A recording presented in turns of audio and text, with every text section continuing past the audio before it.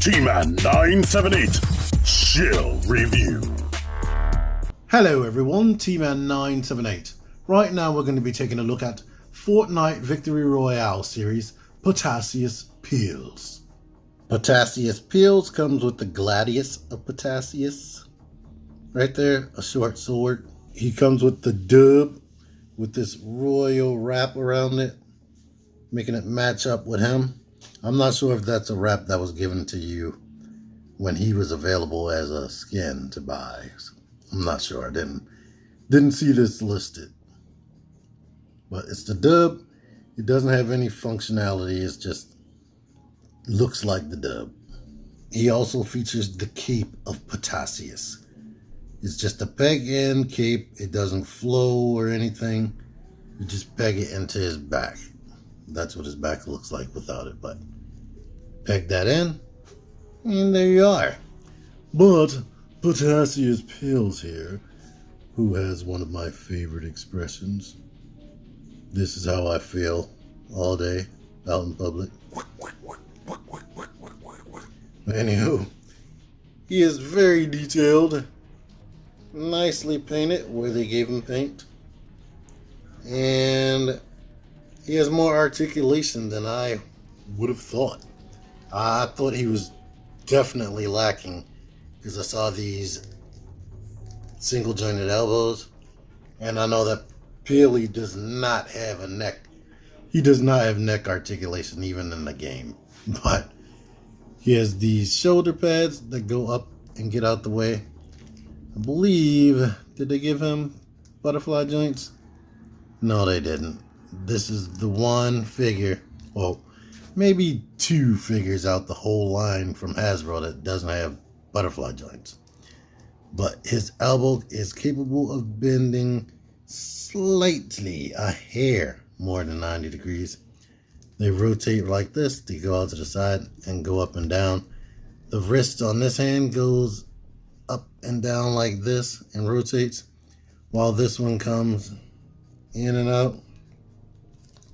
He does actually have an ab crunch, shockingly, but he has the ball at the waist, so you can do this, go back and forth, but he does have that ab crunch, because you can see the hinge right here. I can't actually demonstrate it. That's kind of hard to be honest, but that's good enough ab crunch for me. You can also rotate on that joint, so you get all of that. The legs go out to the side, can kick forward. You have thigh rotation, pinless double jointed knees. You do get the ankle swivel. The feet can go back. They can come forward. Yeah, there we go. And you get ankle pivot. And these legs aren't like super gummy. I haven't had too much trouble getting him to stand, and if I did, you could readjust the feet to get him to stand. My biggest gripe with this figure is how big he is, and let's bring in some other figures after I get these weapons in his hands. Here we are with the weapons in the hands. The right hand has the actual trigger finger, the left hand doesn't. And here's what I was talking about when I said size. Here he is next to Jazzware's Agent Peely, who I just realized has two freaking left feet. This is the second, or one of two figures I bought that had two of the same foot. But anywho, Peely is, in the game, he's the same height as every other person. Like, he sees like eye to eye with the other characters. I mean, he has pretty much the same hitbox as everybody. So he shouldn't be shorter than the regular people, and let's bring in the regular people for comparisons. Let's bring in one at first. As you can see, Lambro. Yeah, that's his name, Lambro. His head is way above Patassius Peels right there. And besides him having a freaking pinata llama head, he's basically the proportions of a regular person, and you can see they made Patassius Peels smaller for whatever reason. Yeah. I think I would have rathered lose something in the articulation. Like, he didn't need that ab crunch. If that's one of the things they put in there to make him shorter. Here he is with the more mascotty, weird, non-human characters. I would, now, Lombro, like I said, is pretty humanoid besides the head.